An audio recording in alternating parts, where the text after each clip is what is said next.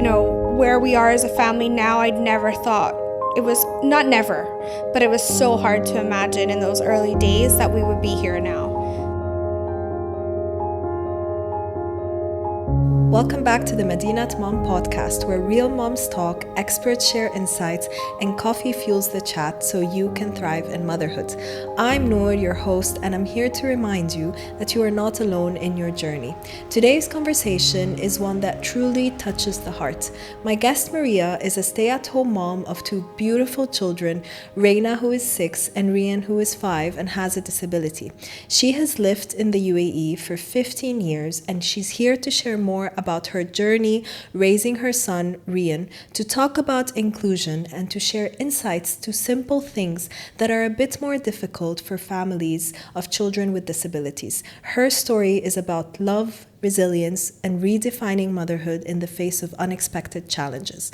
Thank you for being here, Maria. Thank you for having me. Really, it's a pleasure to have this platform to share our story. Can you start by telling us a little bit about Maria? Yeah, if I can remember anything. I'm 35. We've lived in the UAE for 15 years. We love the UAE. It's now our second home. I'm from America, from New Jersey in the United States. My husband is from Ireland, so we've made it really easy in terms of being from two separate countries and living in a third. We actually met in America first. I'm a mom, a stay-at-home mom with my two babies. Reina's, well, they're not babies anymore, but like you said, Reina, who's 6, and Rian, who's 5. Can you tell us a bit about your pregnancy journey the first time around? Yeah, so with Reina, my pregnancy was typical. I mean, it was full of all the photos and, your first pregnancy when you're thinking of everything and, you're counting down the moments. It was a beautiful pregnancy, and she ended up being delivered by C-section, but it wasn't in a stressful way. It was, and then postpartum journey, there was a bit of postpartum anxiety, but, and then shortly after, well, when she was about 10 months old, I became pregnant with my son, Rian, and that was in COVID. So it was right in the middle of COVID, or right in the start, actually. COVID was March of 2020, and I had found out in January of 2020 that I was pregnant with him. So that was interesting. It was less of the pictures because we weren't getting dressed and going anywhere, and less of the even remembering day to day because we were on such a, I'm sure for everybody, COVID is a blur at this point. So, but, we were safe and otherwise okay. His pregnancy was completely normal as well, also delivered by C-section because I had one prior. And then that's when our journey began shortly after that. Before we dive into your journey, you mentioned you got pregnant 10 months after having your daughter. Can you tell us what was that like for you? Yeah, and that was on purpose, believe it or not. Wow. Yeah, it was. I had in my head that I had my first daughter. I had Reina at 20. I just turned 29. She was born in February. I think I was 29. I was either 28 or 29. But I had in my head that this was my plan. I was going to have all of my children by the time I was 35. And then it was going to be time to focus on me. I wanted to have 4. I wanted to have them all close together. I was naive. I was living in a dreamland. And my daughter was such an easy baby as well. So she kind of made me think that I would be okay. And so then I got pregnant easily with my son. And I was like, oh, great, they'll only be 19 months apart.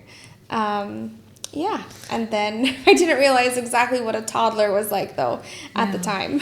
Yeah, that's so interesting that you were ready to have a second very shortly, like very, close to your first. And honestly, I was actually, if it wasn't for my husband saying, like, slow down a minute, I probably would have tried sooner. Wow, that's incredible, because for me, and I think for a lot of moms, it actually takes you a bit of time to be ready for the second, especially after the first. Yeah. Because journey into motherhood is so life-changing for you. Yeah, I don't know. I mean, I always dreamt of being a mom, and it certainly wasn't what I thought it would be. But like I said, Reina she really was such an easy baby and easy, she slept pretty well. Not so much during the day. My kids are not nappers, unfortunately, but night sleepers, thankfully, they're okay. And I guess, so I didn't I mean, apart from obviously the trenches, the first 2 months, those were certainly emotional, tiring. I definitely suffered with postpartum anxiety. I have anxiety anyway. I haven't had it my whole life mostly. But yeah, she was, pretty, kind of lured me into this false sense of, she wasn't a toddler yet though, and I didn't necessarily foresee the toddler years and having a newborn. I definitely learned quickly. And your second pregnancy, how was that? Yeah, my second pregnancy, again, poor Rian, it was such a blur because of COVID. Like, it was Groundhog Day, right? We didn't go anywhere. We weren't able to go anywhere. And because I'm in Abu Dhabi, so Abu Dhabi was a bit stricter in terms of COVID rules than Dubai was, I believe, at the time. Like, we couldn't bring any children under 12, weren't allowed in malls or shops. So I really didn't leave the house. Like, we did not leave. And at the time, we lived in a 1-bedroom apartment. So I literally didn't leave that 1-bedroom apartment. So I barely remember it, and I barely have any pictures of it. If they do their, like, awkward couch photos of a bump, not, like, dressed up, cradling the bump like they were with Reina, sorry. But other than that, in terms of, like, how healthy the pregnancy was, yeah, I mean, there was no indications of what we would face after he was born. And even immediately when he was born, there was no indications until a few months after. Can you tell us about, his birth, your experience? Yeah, so his birth was as straightforward as can be. It was, like I said, again, for repeating it again, but it was COVID. So I opted, there was a chance because because I got pregnant so close together and I did have a C-section previous, the safest option was a C-section. Because I had been through it before, I was like, this is okay. The only difference was I had to do it alone because, again, at the time, like COVID really was impacted the world around March, April. And he was born in August. So there were still a lot of things in place, like one person, like especially in surgery, the husbands weren't allowed to come in. And visiting the hospital was very difficult. And in terms of his delivery, it went straightforward. I was alone. I had my doctor who delivered Reina, full trust in her. She was absolutely amazing. Everyone, the team was so supportive because they knew I was alone. So they were like giving me that extra support of, it's okay, everything's okay. Everyone was upbeat and laughing. And my son was born and he was healthy. He did very well on the APGAR test, and yeah, it was then recovery from there on, but it was a pretty smooth and happily memorable birth. Obviously, apart from my husband not being in the room with me, but he was in my recovery room waiting for me. Mm-hmm. So up until this moment, there were no indications whatsoever that Rian would have a disability. No, none whatsoever. His development within the womb, his how he was tracking growth-wise, not any indicate how all his scans, his anomaly scan, the 12-week scan. Actually, saying that in the 12-week scan, one of his measurements, because he was being a bit of a wiggly worm, his measurement was off. But then when they got another a few seconds later, he calmed down and they got another measurement, and that was completely normal. So as a precaution, we did the NIPT, but that came up with nothing. So so it was a complete surprise. At what point did you realize that something might be happening? So I'm a firm believer in the mama gut, especially now. As in, like, when you're a mom, you just have instincts, right? You know more than anyone if something is a bit off with your baby. And especially if you have had a first and you're kind of like, you have more experience with your second. Maybe if it was Reina, I would have taken maybe a little bit longer. So around 4 weeks, like, Reina was smiling a bit. And I know they say between 4 to 8 weeks, babies smile, and each baby is at its own pace. But I was finding like Rian wasn't seeing me.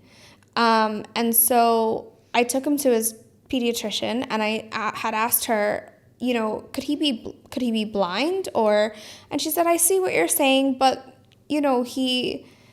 I think, he's still it was very early. He was only 4 weeks, but I just felt like something was slightly off. Like he wasn't seeing me or connecting as well, like visually, like to smile or to make facial expressions. So, but then again, it was super early, and I was like, this is again probably my postpartum anxiety, just being a little bit, my sleepiness, the newborn trenches. And then it wasn't until it was 2 months that we went to the park, Umm Al Emirate Park in Abu Dhabi, and we were having breakfast, and he was in his bassinet, and I just looked over at him, and his hand was jerking. And I reached over, and I would have had seizure training from working with children with autism, because there were some children in the center that I worked in that would have been, that would have had seizures occasionally. So we had lots of training on the different types. And one of the things I remember the nurse and also Raina's pediatrician telling me, because I think I asked before, like, Raina was jittery, and I asked, is that like something we should worry about? And they were like, no, in terms of a seizure, if you hold it and it stops, it's not, I don't want to say it's not like a case, but, like just if you hold it and it stops, it's most likely nothing. But if you can still feel something against your hold, then there might be time for concern.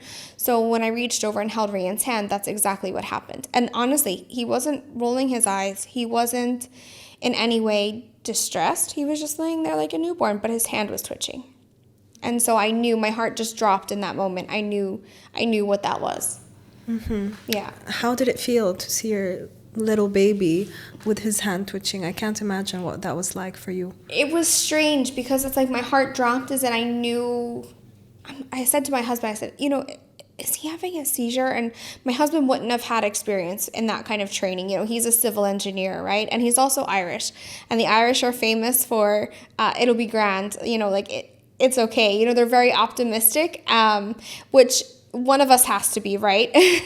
So in later down the line, that did kind of, I was one end, he was the other, but we kind of helped each other, I suppose. But I just knew something was wrong. So I definitely tried to go on with the day, enjoy the park with my daughter, because this was October 24th, 2020. I remember the date to a T. I remember everything we were wearing. And it was one of the first days since COVID that we were actually able to go to a park and be outside. And the weather was also getting nice. So I was really trying to be present in the day for my daughter and our family of 4 for the first time being out. But I just knew something was wrong. So it was trying to control that. And then, the next few days went very quickly and were very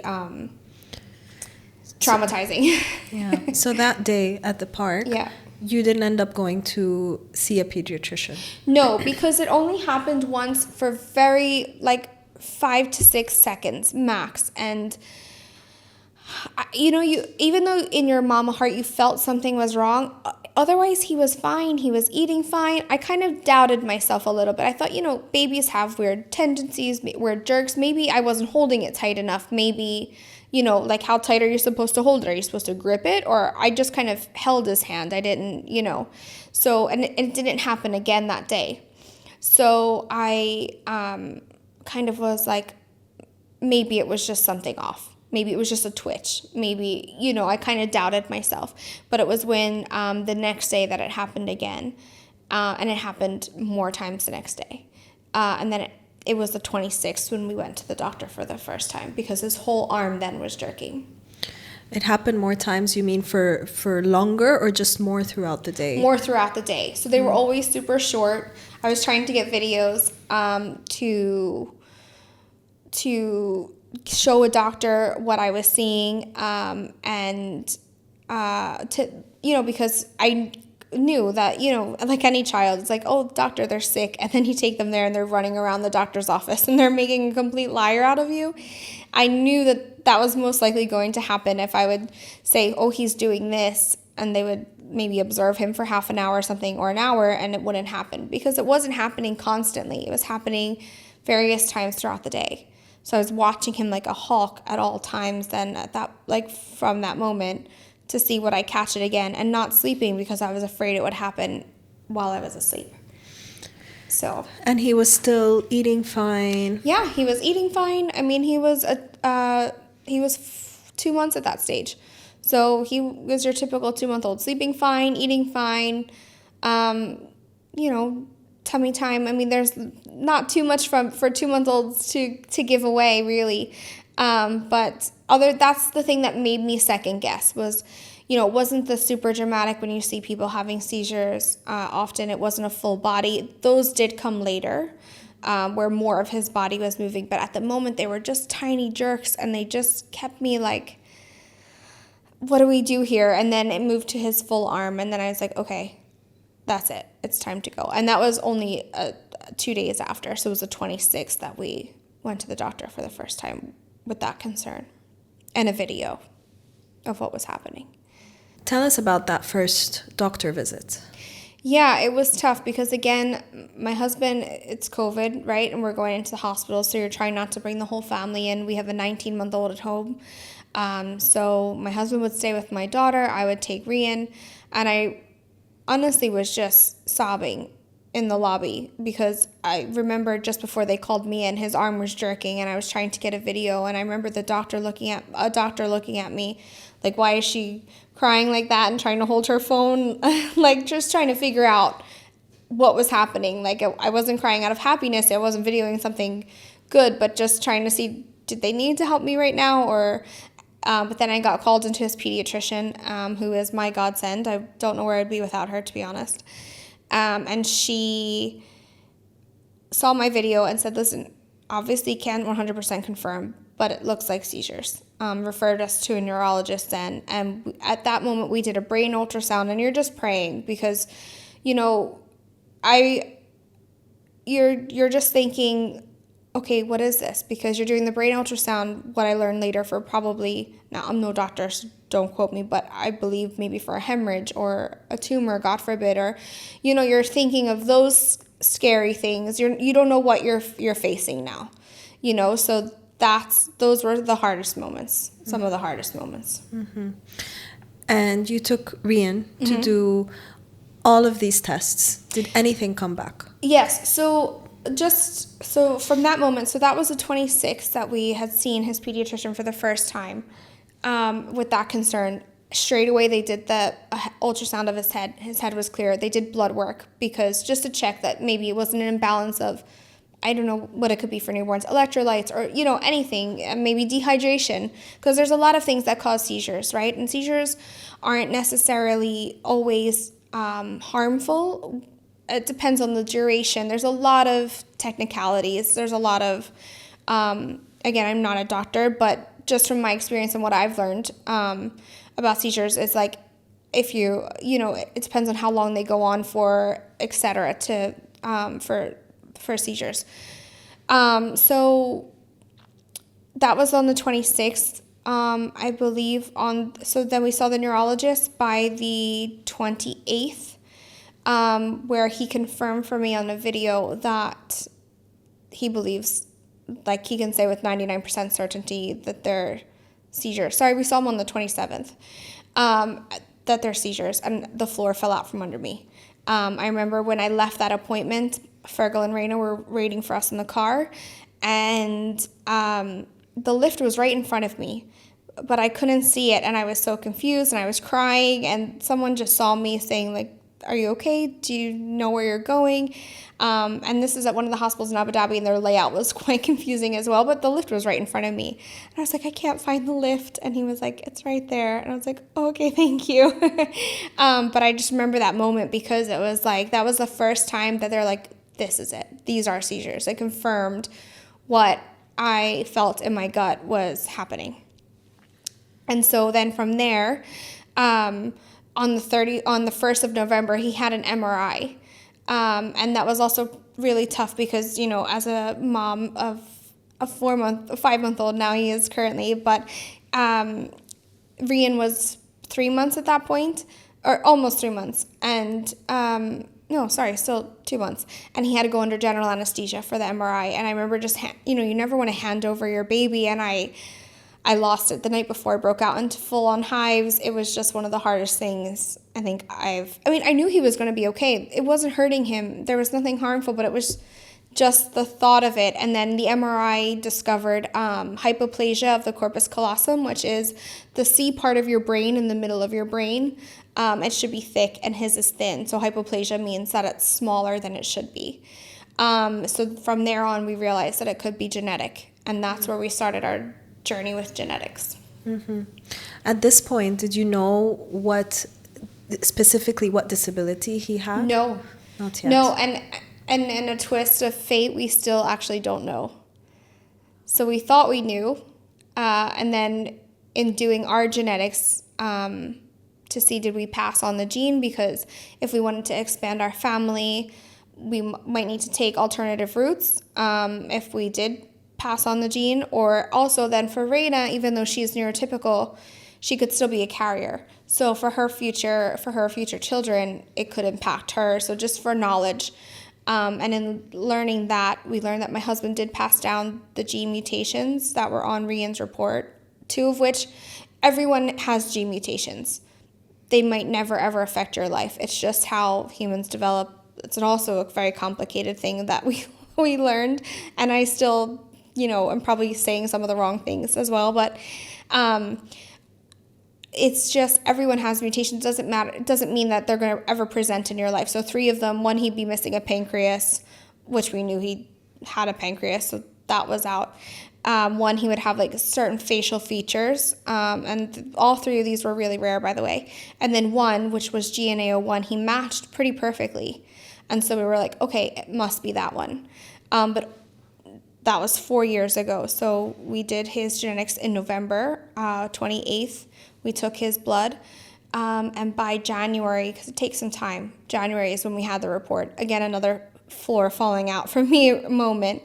But then, sorry, I know I'm skipping a bit, but we only recently this summer got our genetics done because it cost us a lot of money. It's financially, genetics was a big thing. It cost nearly 20,000 dirhams to get Rian's done at the time. That was 5 years ago. Now on, it only cost a few thousand for both me and my husband. So financially, we couldn't do it right away, so it took some time. And in that, we learned that my husband passed on all of those genes, which means that they're benign. So it can't be what causes Rian's genetic condition. So that doesn't mean there's not a genetic element. It just means that gene might not have been discovered yet. So we're back at square one. Mm-hmm. Okay, I mean, that's quite a journey, Maria. Mm-hmm. Going back to all of those doctor visits that you were having, what were the doctors telling you? What is happening? So it's a journey, because in my head, I've always struggled a bit with anxiety, completely amplified. I mean, I could always manage it to some point, completely amplified after this. And so I'm jumping to the worst. My husband is jumping to the best. Like some babies do have seizures and grow out of them, but it was when we got the MRI results that we realized, okay, there is something here.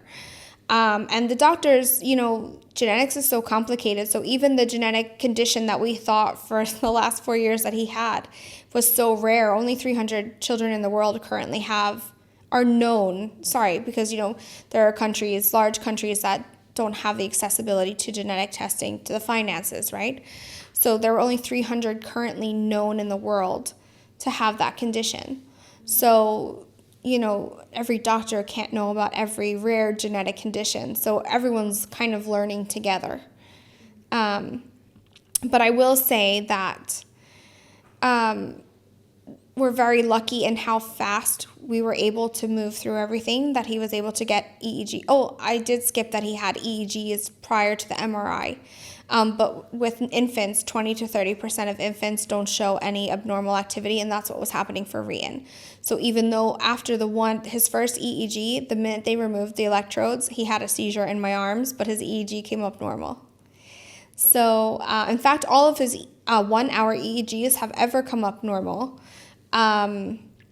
We did 2 24-hour EEGs, and those are the only ones that have showed some activity. How old was your daughter? Around that time, she was still under 2. Okay. Yeah, she wasn't 2 until February of that year. So we had gone from his birth to diagnosis. Basically, we had just received his diagnosis a month before her 2nd birthday. When did she start asking what's wrong? Never. Never, because that's her brother, and she's known no different of Rian. I mean, she has, I guess, I'm wrong, actually, sorry. In the last 2 years, when she made us, I have a close friend of mine, and her daughter is born 3 days after Rian. And so, actually, ironically enough, her daughter has autism, but she didn't know that until later on, until she turned about 2, I believe, that they started to notice differences. But in that, she was still walking and she was still playing, and Rian wasn't. And she was like, but if they're born like the same day, how come she's walking or doing different things and Rian isn't? And she can feed herself and drink by herself, but Rian can't. So she did ask those questions. She did start to ask then. But in terms of, people say that, God gives children like Rian to special parents. God gave Rian to Reina because she is just and has always been the best sister from day one. How do you help such a little baby? She's still a baby. Yeah, she was a baby. How do you help her navigate through everything that is going on? She has just taken it with stride, to be honest. I mean, we tried to shield her as much as possible, her toddlerhood was weird anyway because it was COVID. So she didn't get to go playing in jungle gyms, unfortunately, and, go to the mall and go to the different play areas that, if she was born at this time, I would be taking her to. She didn't go to nursery because nurseries weren't open and it was COVID, so you were afraid to send her anywhere, So she was used to coming to doctor's appointments. But we would, she would play with toys. The doctor's appointments have different areas. Where we could, I would go alone with Rian. So she would just get one-on-one time with my husband, which she thought was great, and play with her toys. And just, there was a stint where Rian and I had to do, because he did have in December 8th, of 2020, he had a big seizure when we were staying at a hotel. His whole body was jerking. And then when we got home that night, he did it again. And we were just waiting because it was National Day. So hospitals, you weren't going to see a specialist. So we were trying to stay calm. Again, we have a friend who's a neurologist. A neonatologist. And he really was like, if this happens, go to emergency. And so we did get to that point, unfortunately, where we had to go to emergency. We were there for 6 nights. But again, with Reina, she visited, but, she was fine. She knew mommy was not at home. But, she was going to the park with my husband. We really tried to kind of, make it even extra special for her in those moments so that she wouldn't notice so much. Just, because it's not fair for her either, So we didn't have her at the hospital really at all, just a bit to see me, and I wanted to see her, of course. And to, so she didn't start asking, where's mommy and where's Rian? And, but again, she was only 2, so she enjoyed going to the park, and we kept her busy as much as we could to kind of keep her mind off of what was happening. Do you feel like as a mom of 2, you were able to find a balance that worked for you? To be completely honest, I really struggled. And in the beginning, when all this was happening, I really shut down, so much so that I broke down in Rian's pediatrician's office. And I literally had just said to her, crying in her arms, I said, I don't care if my son's disabled. But this was before we had his diagnosis too. Sorry. I know I keep kind of going in circles a little bit. But before we had his official diagnosis, I said, I can deal with my son being disabled, but I can't lose him. I can't lose him. Like, I didn't know what we were facing. I didn't know, even when you're diving into genetics, could it be life-shortening? Could it be, one of those where it's progressive and it gets progressive until you unfortunately lose them? And that's a thought that I couldn't bear. And I did fall apart, and she had a friend who was a therapist, and she said, listen, she's really busy, but I'm going to text her right now and tell her she needs to squeeze you in. And that was the best thing I've ever done, because I started going to therapy every week. I had to. And taking some medication also to help with the anxiety, because I was functioning in that, like, I was, doing the things. I was feeding my babies. I was playing as much as I could, but mentally I was shutting down. So it felt at that time where I wasn't balancing. It took a long time to even though it might have seemed from the outside that I was balancing okay, it took a long time for me to actually be like, okay, I actually am now okay in terms of where we are now. Looking back at your journey, these past 5 years, 6 years. Yeah. What's one word that you would use to describe your journey? Interesting. Not straightforward. Definitely keeping me on my toes, but beautiful. I mean, in all of that trauma, we have really beautiful moments as a family, and we are really lucky. Like, there are children and families who have it way worse than we do. I mean, Rian is all children are beautiful. I believe that no matter what. But there are families who have feeding tube journeys, and like, whereas Rian can eat foods, but he has to have pureed foods, and we feed him, but he doesn't eat fed by feeding tube. He can eat by mouth. It's pureed though. And there are children who need intubation, and who, like I said, they're facing progressive where there's a life shortening, and or even neurotypical children who have cancer diagnoses. I consider us blessed that wasn't a diagnosis that we faced. And my heart bleeds for the parents. I have a cousin who has a son who's been battling cancer. We got the diagnosis when he was 2. And it's, how do you face that? Even for me, even though what I've gone through, I find him facing, thankfully the prognosis is great and their son is doing amazing, and he'll be okay. But, still, it's just so hard. But yeah, I mean, it's been traumatic but beautiful. Maria, thank you so much for sharing everything that you've shared so far. As I said, it sounds like you've been on quite a journey, and you're continuing to go on that journey. Mm-hmm. And so that brings me to my next topic of inclusion. Mm-hmm. We use that word a lot, but what does inclusion actually mean for you? Inclusion it's definitely a tricky one, and it's definitely individual for everyone. I think it is definitely, in terms of like a mindset, I feel in a lot of ways, like to be aware and inclusive in your thinking, that it's maybe not just one way. And for a lot of families with children with disabilities, there's, some are visible and some are not. So, when people have a mindset of, okay, like, maybe that child has a difficulty, they automatically go into kind of, how can we adjust, and the more people who start to think that way, the more it just comes naturally, if that makes sense. Mm-hmm. How can we teach our kids about inclusion, our young ones, the toddlers, the young adults? Like, how do you teach inclusion? So I love this question, because it's like so I think a lot of people initially, like, if they, little kids are unhinged. Little kids say the best and the worst things at the best and the worst times. They have no filter, right? So sometimes they might look at Rian and say, why is he not talking? Or why is he, and parents are like, no. But you know what? That's actually okay, because they are little.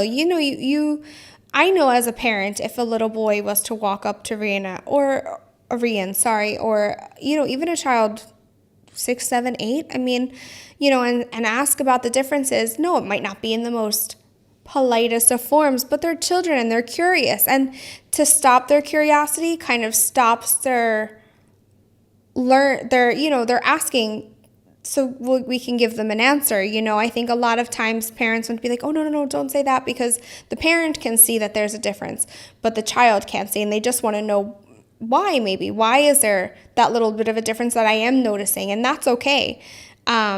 And for me as a parent, if that happens to me, I just say, oh, that's okay, because his brain works differently. Or depending on the age, I give an age appropriate answer to maybe why he is 5 but not walking, why he's 5 but not talking, why he doesn't feed himself, or he still drinks from a bottle. That's actually one of the questions we get sometimes, is when they ask me, oh, how old is he? Or they say, oh, your baby. And Raina is very quick when she hears baby to say, oh, my brother's 5. She doesn't like but because they see a bottle, and he's not running around. A 5-year-old, he doesn't, you assume he's younger than he is, and that's okay.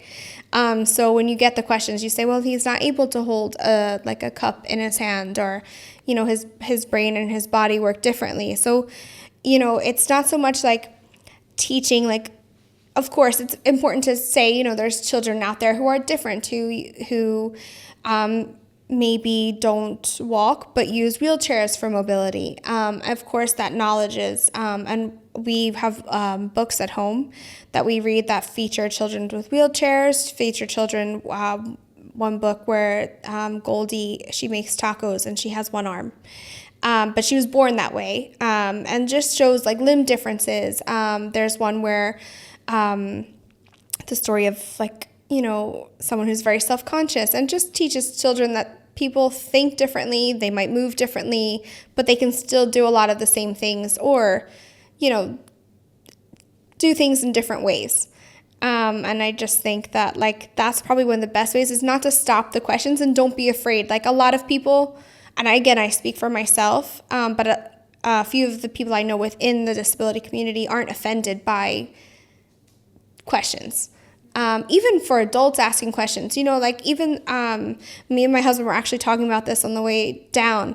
We were saying, he was in the mall the other day picking up something, and he noticed an older child in a wheelchair, and he said, I noticed myself staring. And we often do that because not because he's in a wheelchair, but funnily enough, because we're trying to figure out what wheelchair it is for the future.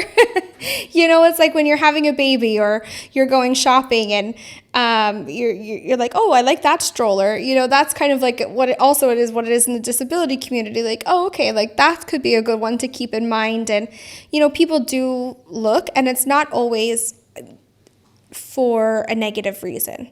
And then I also think in my head, oh, maybe that person doesn't realize that Rian, or, they obviously don't know my husband was alone. So they're like, oh, hopefully they didn't think that he was looking for a negative reason. We were actually just admiring the wheelchair. But I also think keeping in mind that people it's natural for us to have questions, and to, so just encourage the questions. Even as adults, if you have a question about my son, I would have no problem answering that question. I'd rather you ask, because that's how you learn about inclusion, right? That's how by asking, and also for us parents, sometimes we do get on the defensive, I will admit. Sometimes you might have a hard day, you might be feeling it, and you're like, oh, why is that person staring? And you take it the wrong way, even though it's not meant to. Even though I'm saying this now, sometimes I do notice myself being like, oh, no, wait, relax, you're just maybe grumpy today. But it's you want people to know. To be curious, because that's how, they'll learn, they'll start to think, oh, that person is, they just how they learn, I suppose. No, I love that advice. I think it's very important, because as you said, sometimes, people don't ask because of the fear of that it might be perceived wrongly. But you're saying, on the contrary, having that conversation and that discussion actually teaches you about inclusion. Yeah, because for example, if a child comes up to Rian and asks a question, for example, and if the parent shields them away, well, they might be afraid then. Not afraid of Rian as such, but it'll stop them from interacting. Whereas when they have the conversation with me, then they'll say, well, what can we do with Rian? How can he play? How can I push him? Can I, they're not afraid of oh, is at a wheelchair, or like, don't touch his wheel, like, how about we push him? And then that's including him, even though, it's such a simple thing. But if you stop that conversation, then it's kind of stops the interaction. Whereas, if you encourage it and, foster it, and, it might not always, like I said, be the most, kids are very funny in how they ask things, and they're direct, and they should be. And you just have to explain to them in a way that they understand. And then it fosters interaction. It opens up that door to not be afraid of Rian, to include him. Mm-hmm. What would you say are some of the challenges that you faced as a family with a child that has a disability? So as he's a baby, as he was smaller, apart from not meeting his milestones, but every mother of up until toddler age, you're packing snacks particular to specifically for your child. That's something that all moms go through. You're packing bottles, because those are things you can't get at a restaurant. It's as he's getting older that the struggles are starting to become a little bit more apparent physically. Like, for example, when we fly with Rian, it's quite complicated. We have a very specific routine. And again, he's still quite small. He's still only 5. So he's able to be in, purchased a toddler carrier. So when we're about to get on the plane, we put him in the carrier.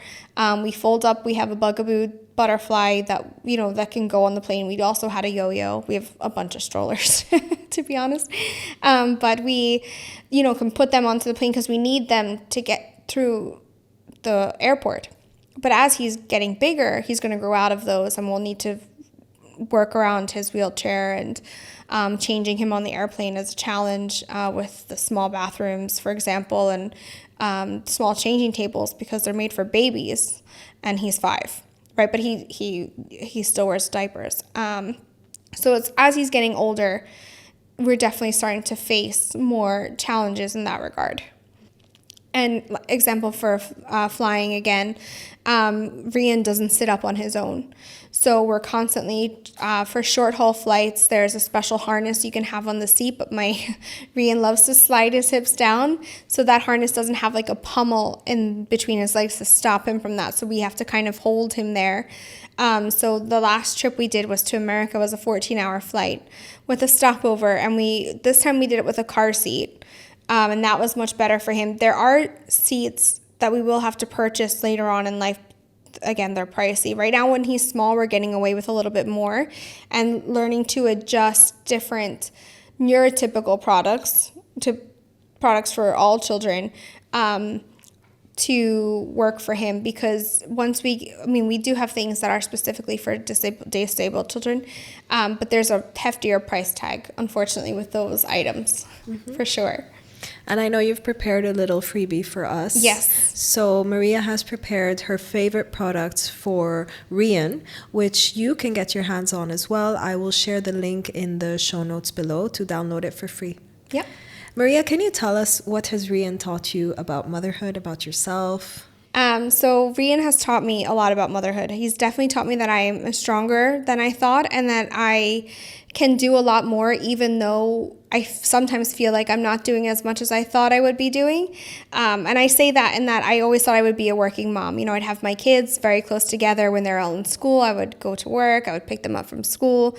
I work with children with autism, so my timing would be, that I would be home relatively close to when they're home from school and then be with them then. But life quickly changed, and it's also taught me, I thought certain things had to happen at a timeline. Like I said, I had this plan, and God laughs and says, ha ha ha, that there is no plan, and things will happen when they're meant to happen and how they're meant to happen. And that there's difficult times, but there's beautiful times. Where we are as a family now, I'd never thought, it was not never, but it was so hard to imagine in those early days that we would be here now and feel as, have more happy moments than sad, because there was a time where they did feel like just, a boulder hitting you at every angle, that you start to take maybe 2 happy steps and then boom, you're knocked down again.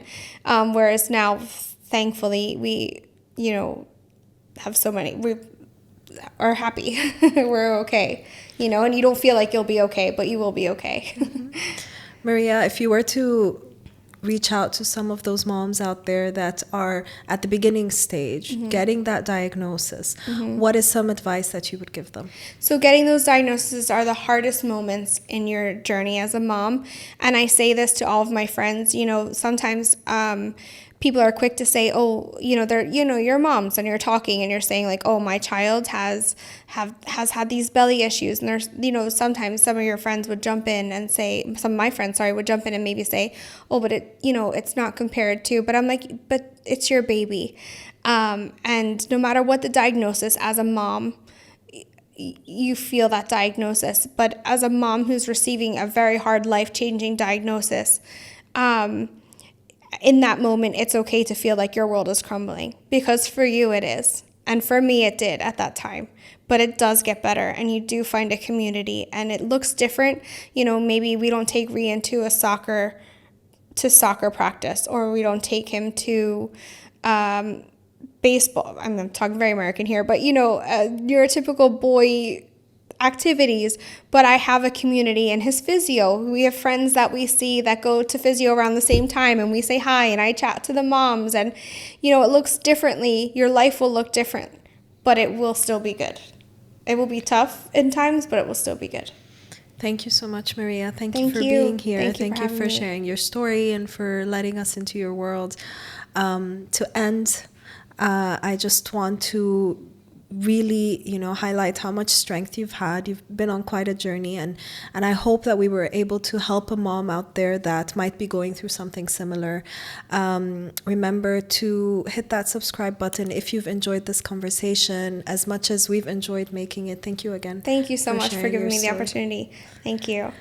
Remember that if you have a story of your own to share, you can always share it with me. You can find me on contact@madinatmom.com. You can find us through www.madinatmom.com, or you can reach us on @madinatmom, the Instagram without the .com. Until next time, make sure to take care of yourselves as fiercely as you take care of your little ones.